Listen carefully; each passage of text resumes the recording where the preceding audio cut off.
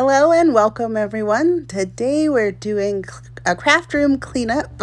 My craft desk has gotten a little out of control and I thought I would just show you guys how I get it back to normal. And so let's get started. So as you can see, there's just lots of paper, dyes, embossing powders, glues. My Craft and Carry workstation by Totally Tiffany is just disorganized. Things are everywhere. I didn't even try to clean it up. I said I'm just gonna video everything and let you guys see what can occur sometimes when I am in creative mode. And so we have some things that will need to get thrown in the trash, some things that need to get cut up into smaller pieces. Everything needs to get organized. So I'm putting everything into a pile over here on the, let's see, what side of the desk is that? Left side of the desk. And I'm going to start organizing. So I have the embossing powder, and then I'll have the dyes all in a pile, and then I'll start separating the paper out by colors. And after I notice that you guys can't see the whole desk, I am going to enlarge it so that you can see more of the space, and then we can really get started. And it's just gonna look like a mess for a little while, and so I'm just gonna fast forward through. But what you see me doing here is separating out the things that are not going into scrap paper. They'll be going into like themes and sentiments sort of a pile. So that's where you see me putting the letters and the sentiments and the flowers and things like that. And then everything else is going to get put, and then things that live in the Craft and Carry workstation will go in there. And you've probably seen me with a pink one also. So I have two Craft and Carry workstations, a pink one and a blue one, and because I love them so much. And so when one gets really full and I haven't wanted to clean it up, I will switch out for the other one, and then I'll put that one away under my desk or something till I'm ready to clean it out. And here we are separating the purples and the whites and just into color piles, color families. And then all of those will go into something called a scrap rack.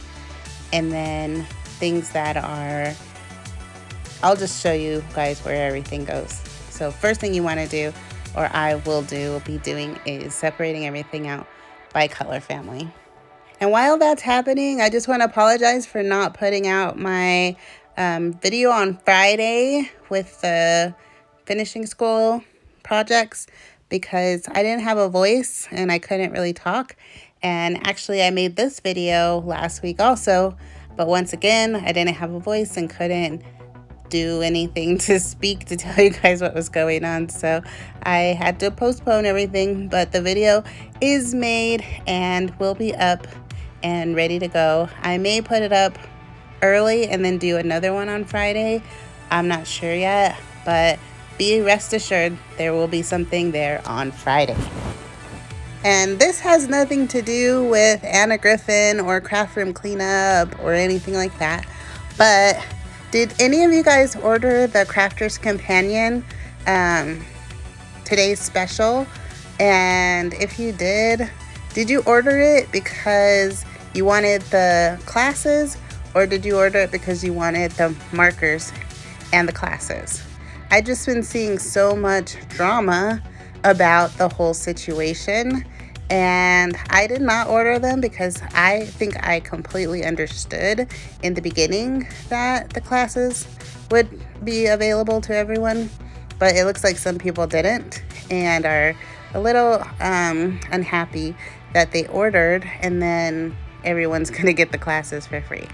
I will be participating in the Crafter's Companion Academy of Color, and if you are going to be participating, let me know also, because I've had markers for a long time and I do not use them, So learning how to use them and what to do would be awesome.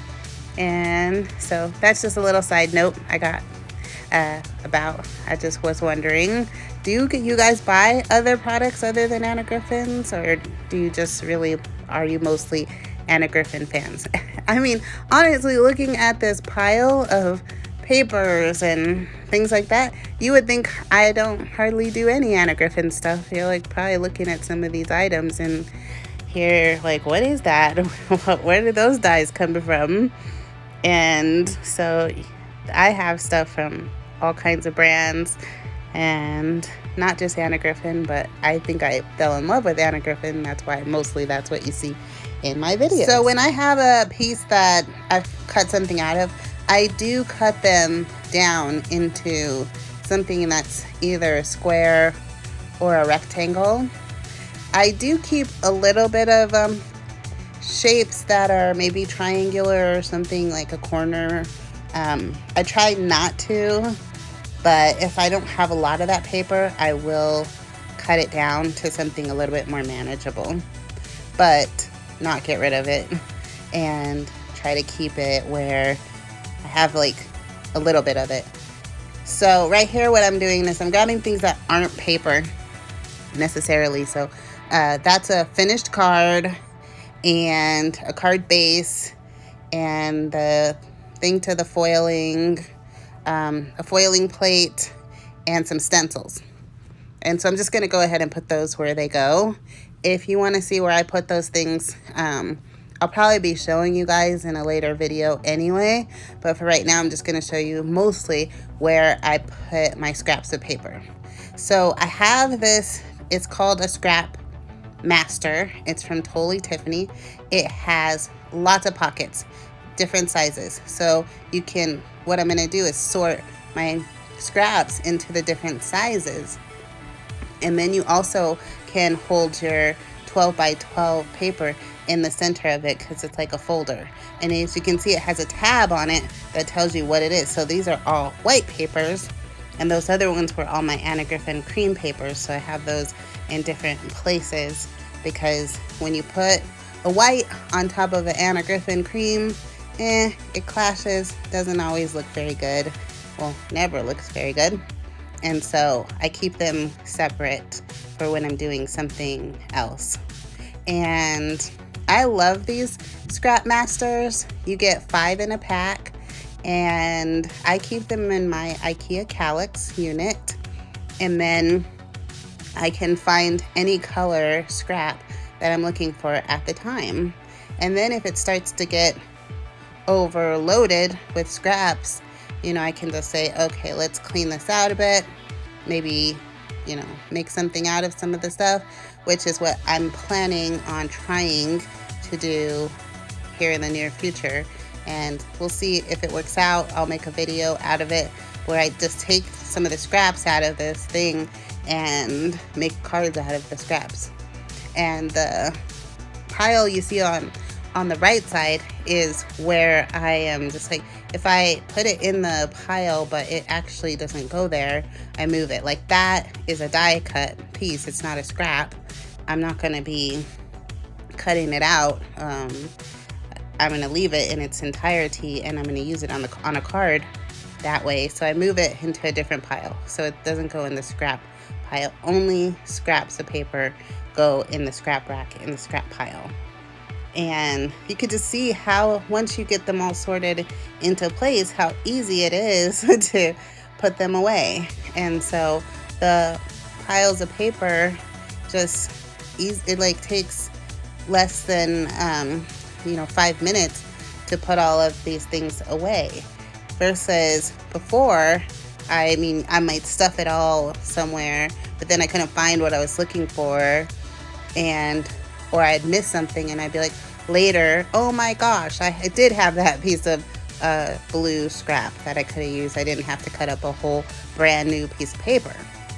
And having your 12 by 12 paper in with your scraps of paper is really good also, and then you don't have to go looking for it now.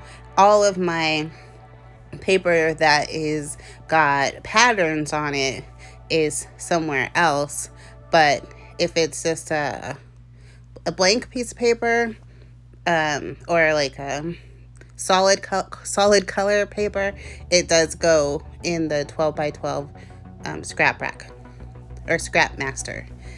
Now here I have a it's called a scrap binder, I believe. These are all by Totally Tiffany, if I haven't mentioned it. And I have all my stamps, well, not all, I have my stamps and dies in here. And you can see I have them in little plastic baggies, and then they have numbers on them, which tells me where to put it back. So there's a number on the pocket, and then there's a number on the die Ziploc thing. And so I put them back. But the bigger ones, I don't have to do that with. Like, you could write on the die if you wanted. Sorry. But the big ones, you can pretty much find where they go, because the space will be missing. And hopefully, if you didn't take out too many of your dies, you can just put them back. And so that's what I do. And then but if you don't know where it goes, there's a catalog that you've created, possibly if you're doing this system. And then you can look in the catalog to see exactly where it goes. And if you want to know more about that, you can ask me, or you can go on to Totally Tiffany website. Now you can see that I didn't put these gold ones in there, and that mostly all of the, I was showing you that it has a label on it so that you can label that that's the binder, what it's supposed to be inside, or what is inside. And so you notice probably that most of those stamps and dies were silver colored, so none of my Anna Griffin dies are in there. Those are all my other dies from other companies.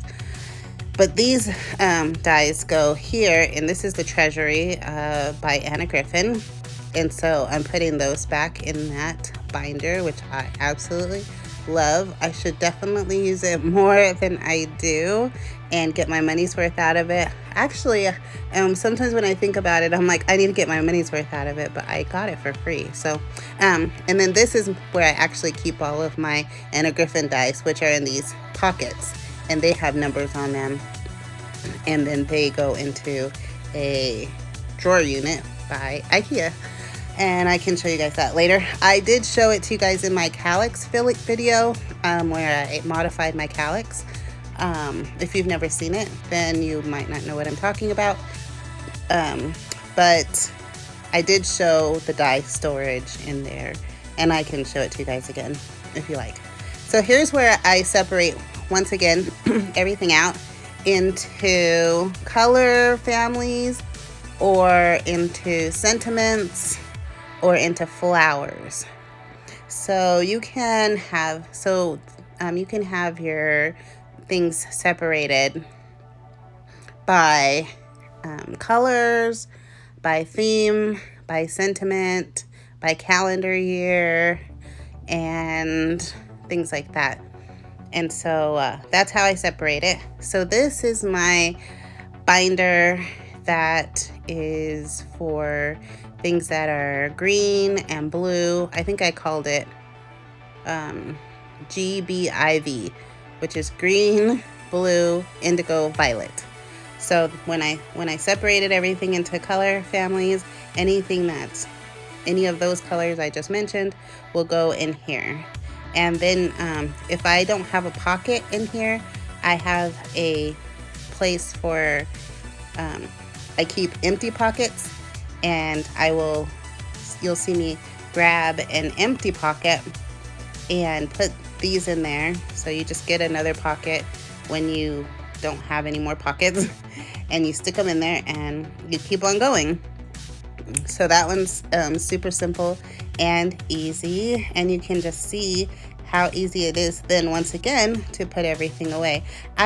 Somebody on Facebook started talking about these old embossing folders that Anna Griffin had. They were really thick plastic, and they were the color of cream colored. And that's that purple thing. I was playing with them because someone was saying they don't emboss very well. And so I looked, and I was like, let me try one. I tried a couple actually. And And they were right. They don't emboss very well. So now I got to figure out what I'm going to be doing with those things that I was just cutting out. Sometimes I just like play with things, not knowing if I'm not making anything, just experimenting. Like, well, what is this? And I had those for forever. I've never used them, never made a card out of them. Now I'm like, I should figure that out. And so here we go. We're just still putting things away. You can kind of see some of the things I've cut in my life. And I really need to go through these and start to use some of these items that I've cut. I guess I didn't show you guys the way that I labeled them, but here is the finishing result. Everything is back to normal. This is what my desk looks like when it's clean. And there's nothing on it. Thank you so much for watching, and have a crafty day. Bye.